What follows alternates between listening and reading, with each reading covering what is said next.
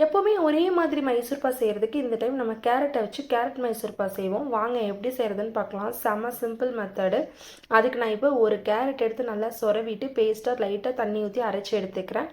இப்போ ஒரு கடாயில் 1 கப் கடலை மாவு, 1/4 கப் பால் பவுடர், 1 கப் நெய் ஊற்றி இதை நல்லா கட்டி இல்லாமல் கரைச்சி எடுத்துக்கலாம்.